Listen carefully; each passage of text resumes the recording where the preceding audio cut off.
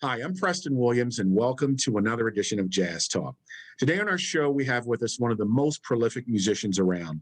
This gentleman has been on the scene for over 40 years and has worked with many greats from J.J. Johnson to Freddie Hubbard, Sting, Yo-Yo Ma, Diane Reeves, to name a few. He is a five-time Grammy Award-winning pianist, arranger, conductor, and composer. Please welcome to Jazz Talk, Mr. Billy Childs. How are you, sir? I'm good. Thanks for having me, Preston. Oh man, it's a pleasure. Well, Billy, you've been on the scene for quite a while.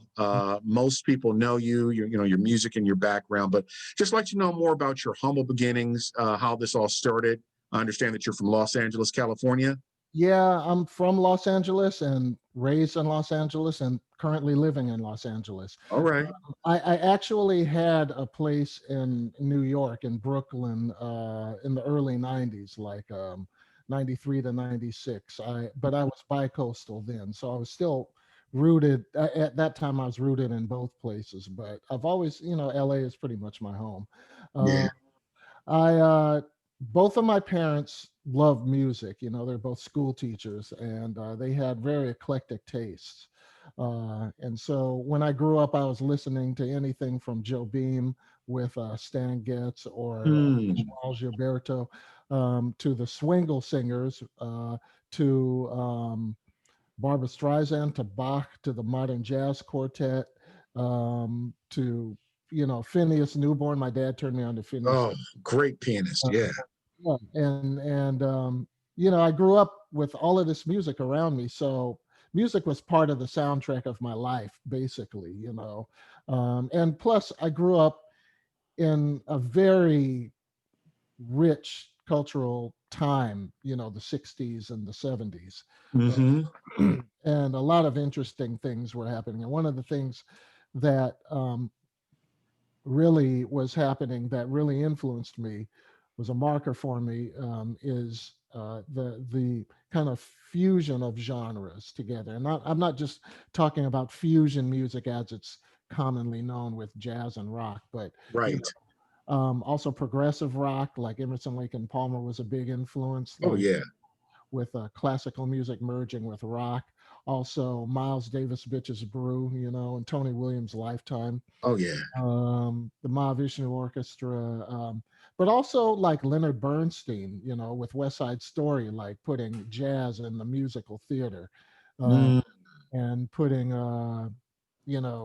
like he wrote this mass, and it was like it was sometimes classical, is a Jewish guy writing a mass. Yeah. Um, and so that in and of itself was like a big, coming together of religions and of Catholicism with Judaism, and the different texts that he used and rock guitars mixed with symphonic, orchestras. So all of this kind of informs my music now, and that's I grew up with that, and then I there was a piano around the house. I had a next door neighbor. His name was Leon Biscara, and Hmm. I consider him giving me my first piano lessons. He taught me Cantaloupe Island. Uh, Oh and man.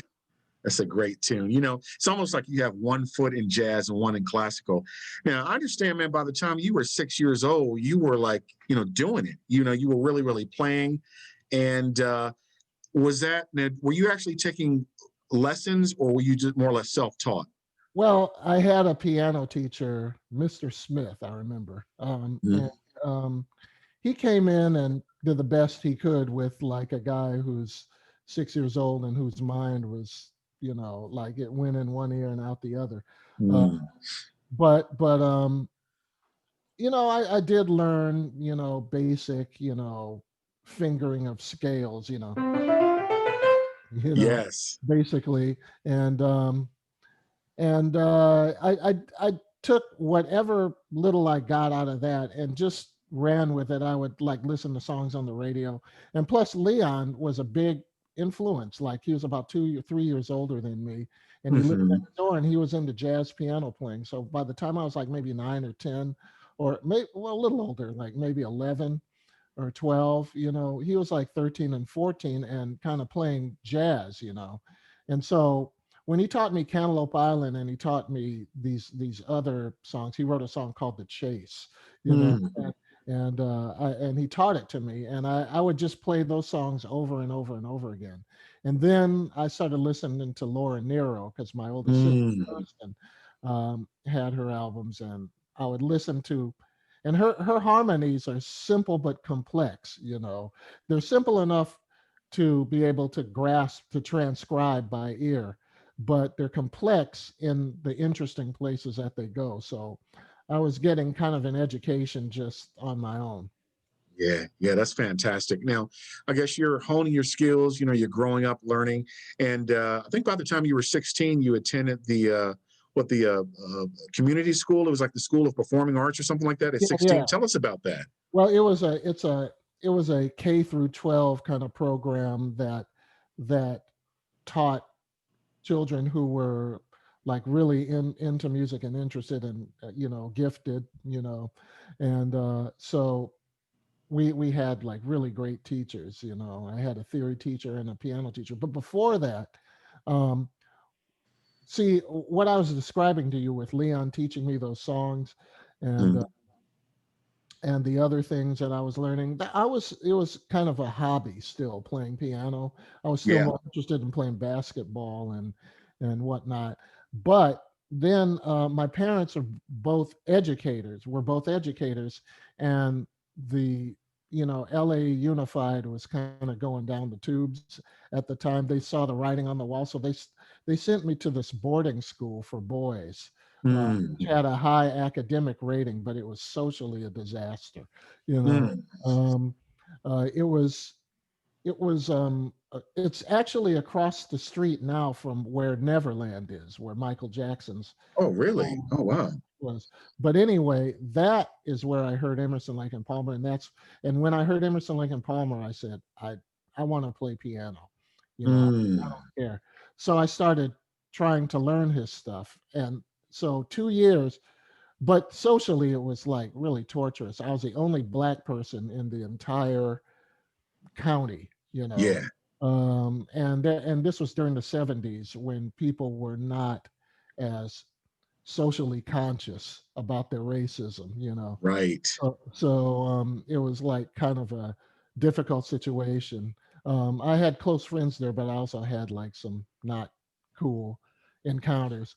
Um, and But I really gravitated toward the piano, and that kind of kept me, focused, and I would be on the piano for like 8 hours a day sometimes, you know. Wow.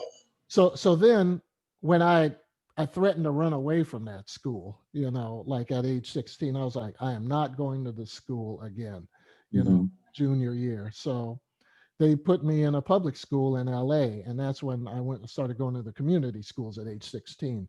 Um, and I had this incredible theory teacher, Marianne Usler, um, who taught me pretty much. She changed my life. And I had a great piano teacher, John Weisenflew, and I learned classical repertoire. But I was playing catch up at that time because I was competing with people who had been playing since they were three, like serious, like Brahms and Bach and all of that.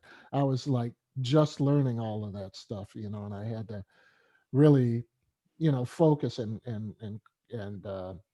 kind of made a concerted effort to really get it, and I got it pretty good.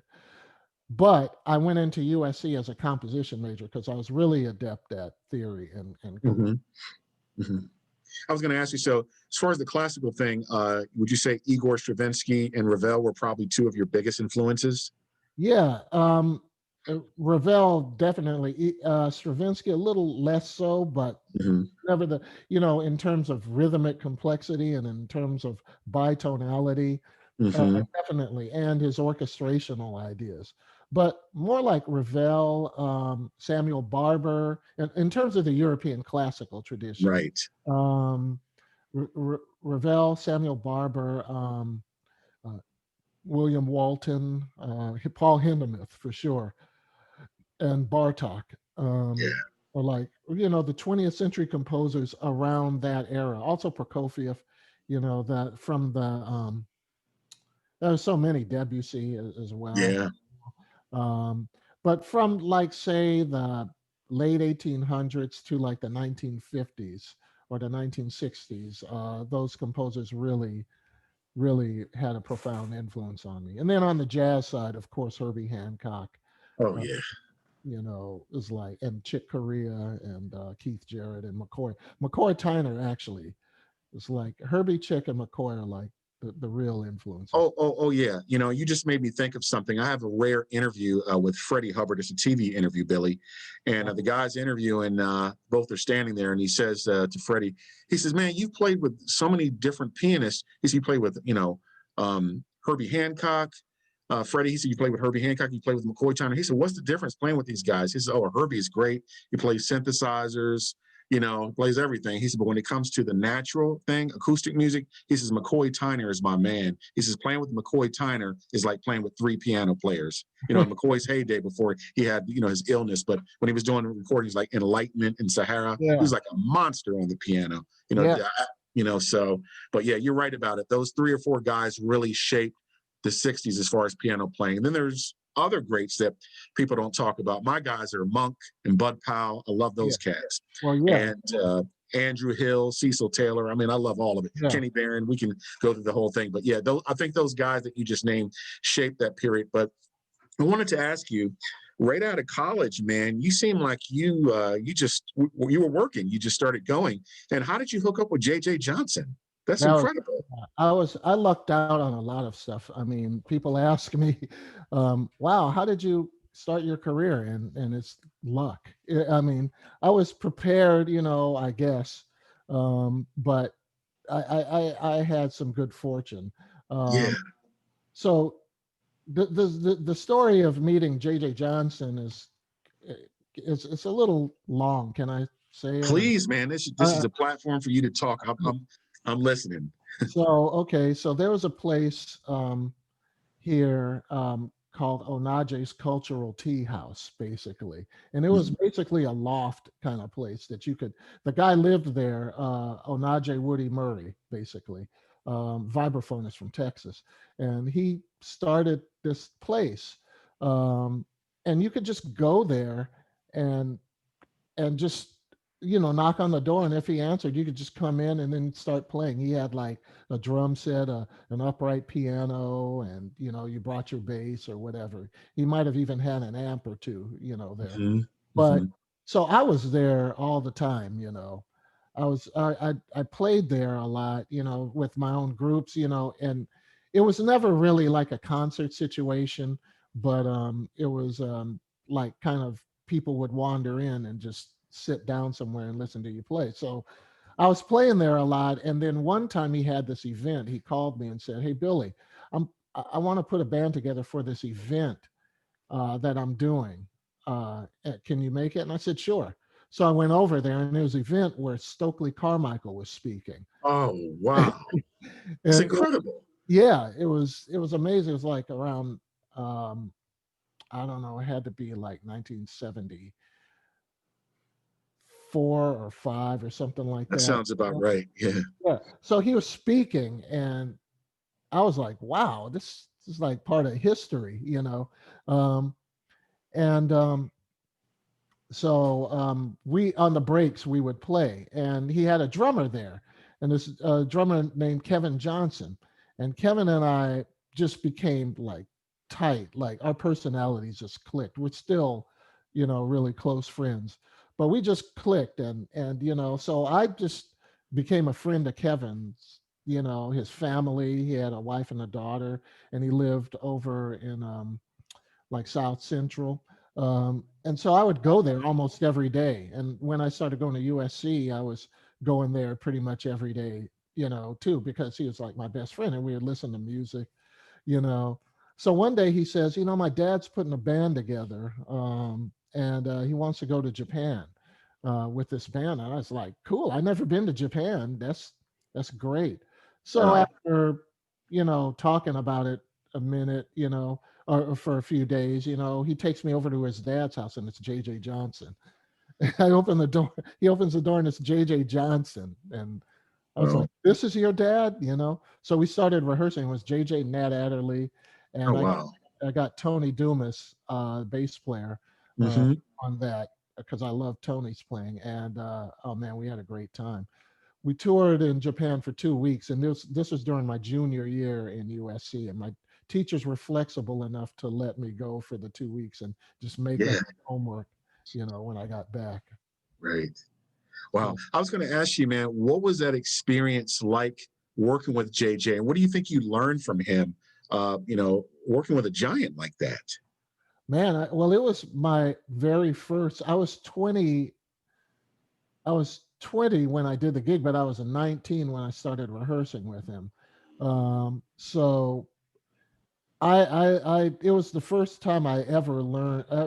It's the first time I ever played with a jazz, you know, legacy player. Yeah. Uh, and someone not just that, but I mean, it's the first time I even played with someone who was a bona fide jazz musician for a living. You know, uh, Never mind the fact that J.J. Johnson shaped this music and is a musical giant.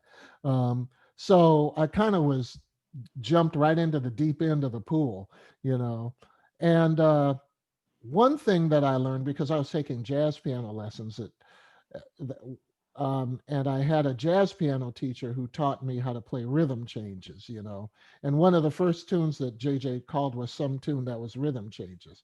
So I wasn't really comfortable on rhythm changes then, but I got comfortable on rhythm changes from playing with JJ Johnson. He Mhm. played it at a medium tempo so I could learn, I mean, it made it possible for me to learn. He didn't do it at a medium tempo so I could learn. It happened to be there, and then I learned more quickly. And then so it was what I learned from him was playing in front of a large audience and not stopping and not you know and just the show must go on, and the lights are on, and you have to you sink or swim. Yeah, yeah. Not long, I guess, after that, you hooked up with another giant who we just mentioned, the late Freddie Hubbard. What was it Right. like working with Freddie, man? Yeah, it was a little bit different because JJ was more JJ was more straight laced and buttoned up, and very Hmm. proper, and had things that were appropriate and not appropriate, and also very like kind of paternal, like fatherly, with these young musicians who were in the rhythm section, and very, educational, pedagogical, with us, you should do this. And, Freddie, on the other hand, was like, it was almost like jumping into like a whirlwind of like hedonism and craziness, but also brilliance.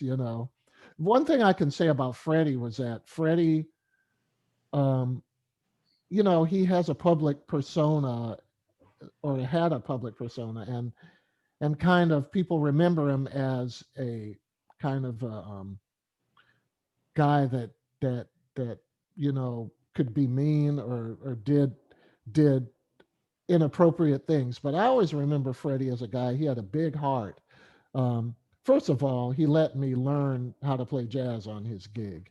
I would be comping him in a youthful 21-year-old way, like filling every space, and trying to, my comping was more about me getting attention for how hip my comping was. And he would put up with it. He would go with it, until he couldn't stand it anymore. Then he'd turn around and lay out, you know.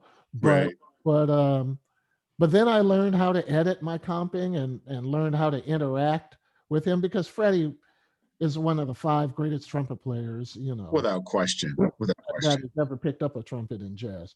And so I'm learning how to comp from a genius melodic, of genius of melodic invention, And so my comping got really good just from playing with him, and knowing how to interact. I mean, I really credit him with that. But also his patience, and also he would tell me when I sounded good. A lot of leaders of that caliber would not do that. But he would say, Charles, you're playing your ass off, or he'd say that sucked. He was equally, you know, he would dish out compliments or, straight, straighten you out sometimes on the stage.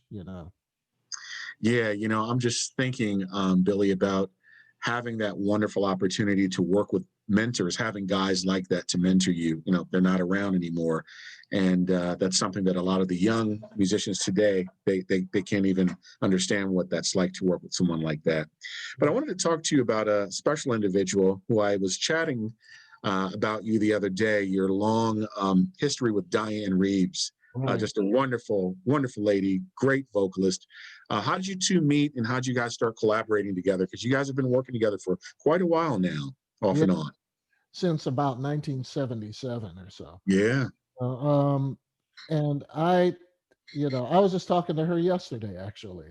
We call each other, Yeah. just to see what's happening with each other. Mhm. Very close. We're almost like brother and sister, Mhm. are like brother and sister.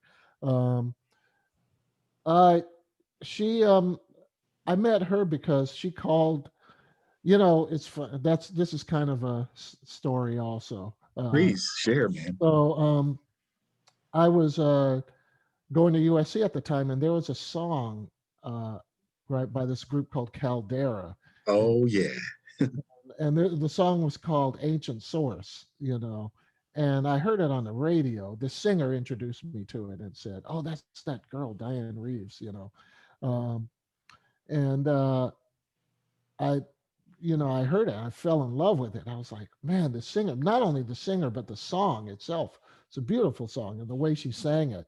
I was Right. like, and I wrote a song that was kind of inspired by that called Lullaby, um, Mhm. written to lyrics that my sister wrote.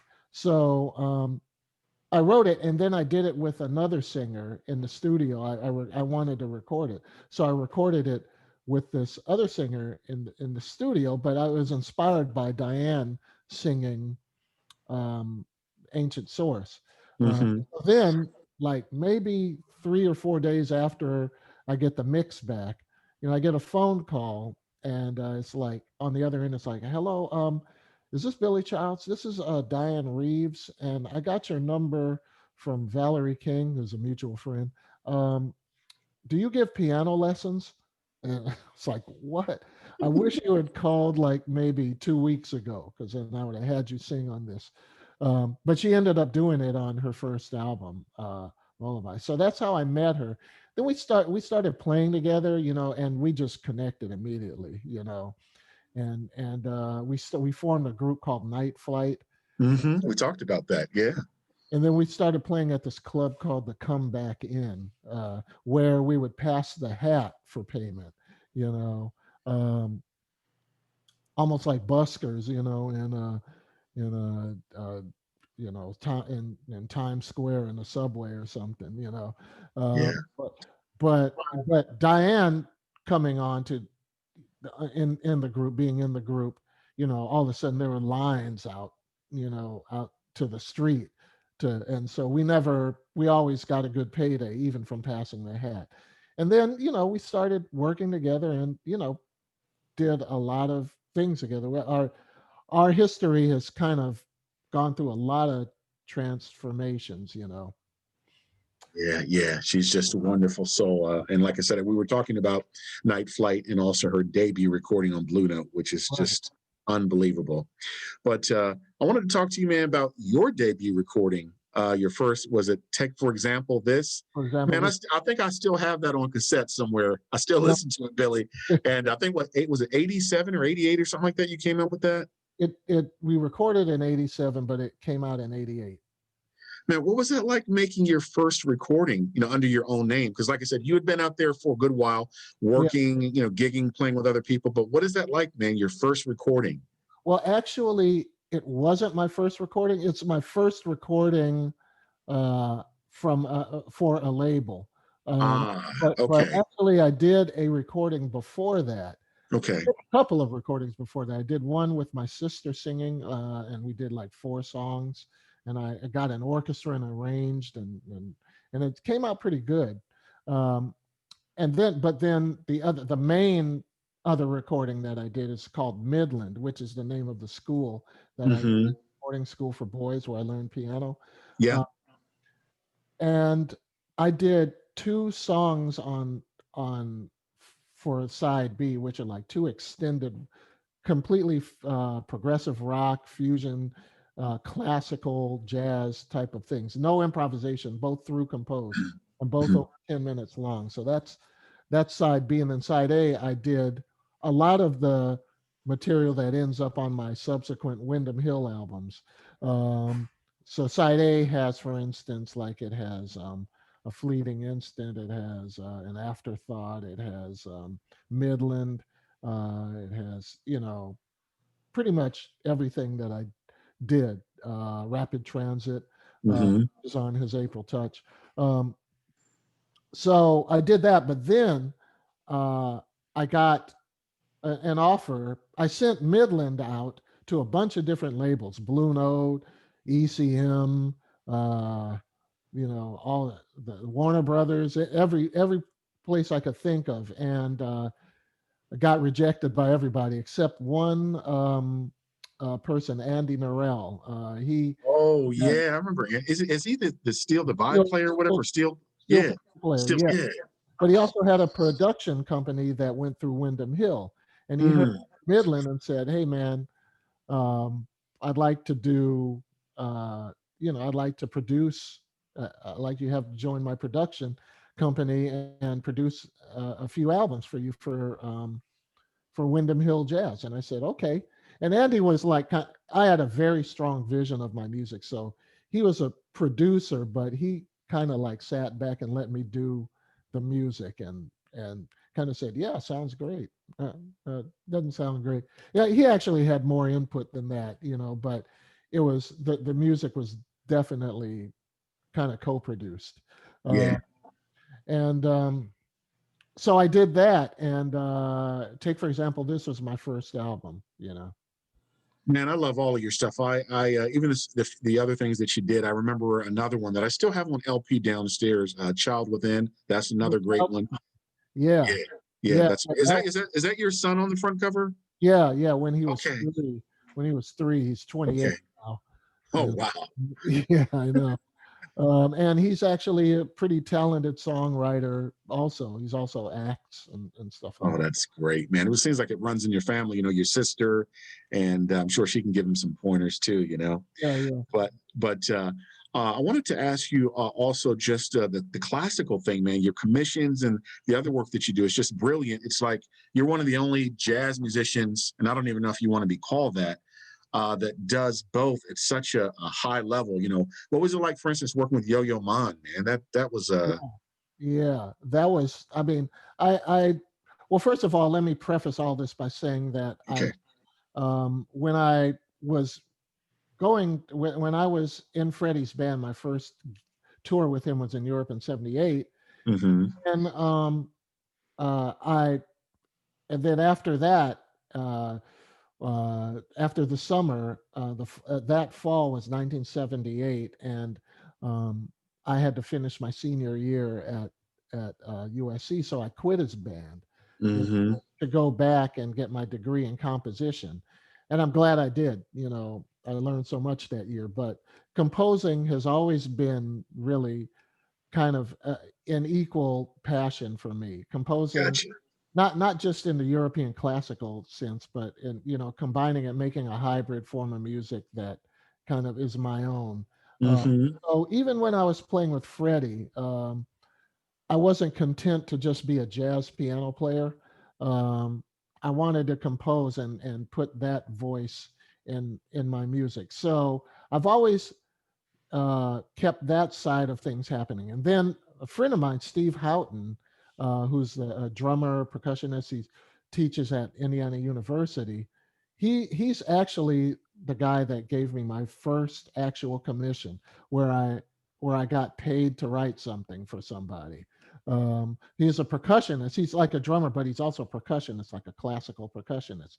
So Hmm. I wrote a piece for percussion, a concerto for percussion, including drum set, and orchestra, and then another concerto for drum set and concert band. So those were my first two commissions. And then by some fluke, I started getting commissions. This is another long story, which I won't get into, but how I got my first commission with the LA Phil.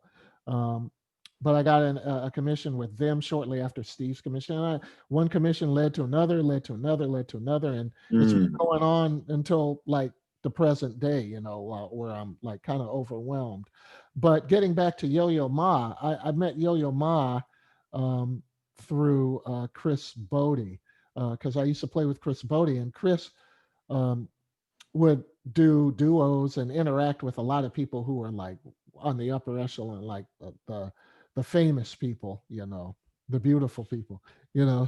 So he would like do some duet with Yo-Yo Ma or with Sting or Jill Scott or Gladys Knight. I got Mhm. a lot of my interactions with those people. That's what I was about to ask you. Yeah, you worked with all of them. Yeah. Yeah. And so I worked with Yo-Yo Ma on two things, like obviously on my album, the Laura Nero thing, but also on his album. He had a Christmas album where we did My Favorite Things, and I did an arrangement for him and Chris Bodie.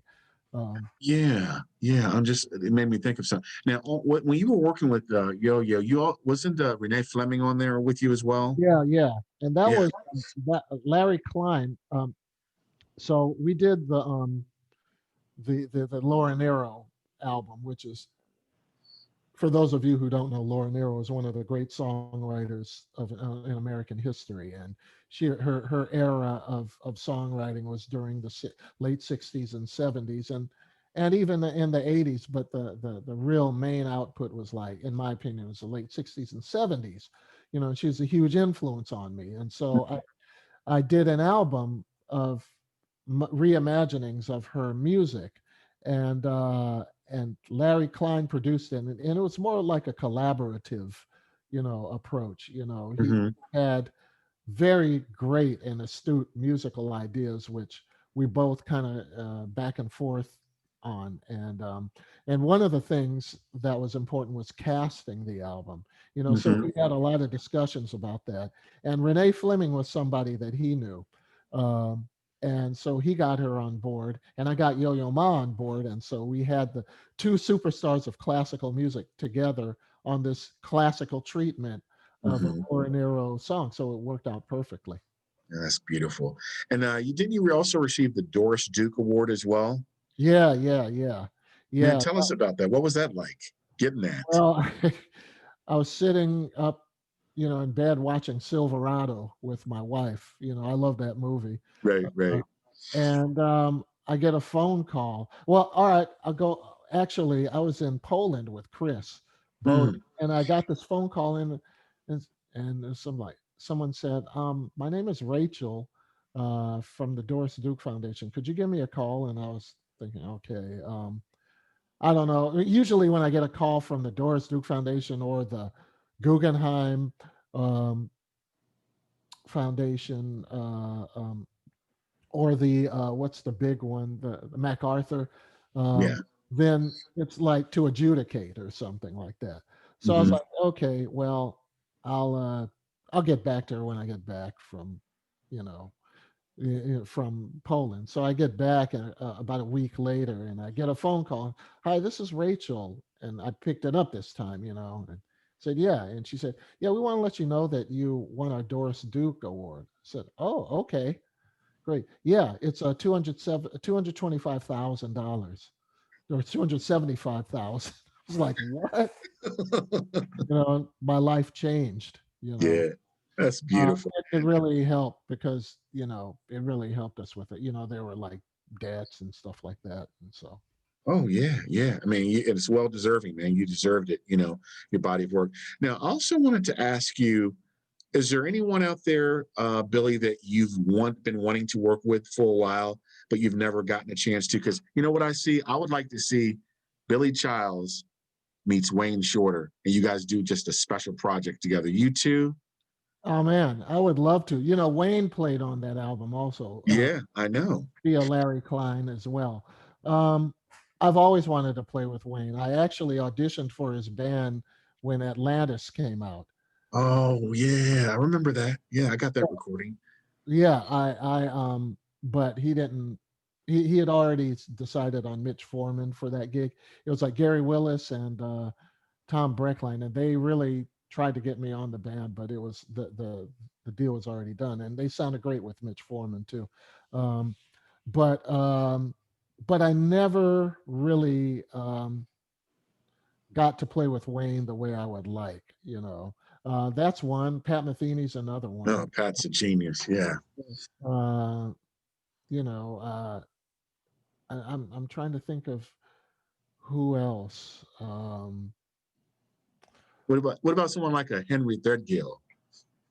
I mean, I would love to play with him. He's not the first person that comes to my mind, but I would love to play with him. I'd love to play with oh, I know there's some people that it's kind of put me on the spot right Right, now. right, right. Um, I'd love to do more playing with Ron Carter. Oh yeah. I've done some playing with him, some recording with him, and one concert, but I never really got to dig in with him. I wish I could have played more with Tony Williams.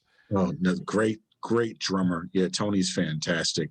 Hey, did you ever get a chance to do anything with Miles Davis ever? I never even met him. Oh, you That's never met Miles. my Okay. one regret. That's well, one of many regrets, but that's that's um that's a regret, a big regret. Um, yeah, I never really met him. I'd love to play in depth with Wynton Marsalis. Mm, Only played on a cursory level with him. hmm. Yeah. Played a lot with Branford, and that was great. But I'd love to play with Wynton. You know, Yeah. Let me ask you, Billy, when you're just home relaxing, or maybe if you're with your wife, just taking it easy and you have some music on, what is Billy Childs listening to? I'm just curious what's especially during this COVID, period that we're in. People are quarantined in their homes, so they have a lot more time on their hands. A lot of musicians, of course, are working and streaming music. But what are you listening to when you're just at home, man? A little bit of uh, something old or new or classical or. yeah. Lately, I've been listening to Bartok, um, and and um, and also musical like Sweeney Todd. I love Mm, by okay. Stephen Sondheim. And then let me see. What was I listening? Oh, I was just listening to New High by Kenny Wheeler. Do you know this album? I know Kenny Wheeler. He's the trumpeter, right? Right. Yeah, but I there's don't this have. I don't album. think I have that recording, but I have some of his stuff. But Kenny's great. Yeah, there's this album called New High, and it's not like NEW High. It's new like the animal, GNU High, um, and it's a desert island album. It's a Jack DeJohnette, Keith Jarrett, Mm, Dave Holland, and Kenny Wheeler, and it's like three compositions. They make up the whole album, but the interplay, I was just listening to that this morning, and that really knocked me out. I just listened to Gerald Clayton's album, yeah. uh, the live at the Blue Note, and I Hmm. really love that. I really love that. I also like uh,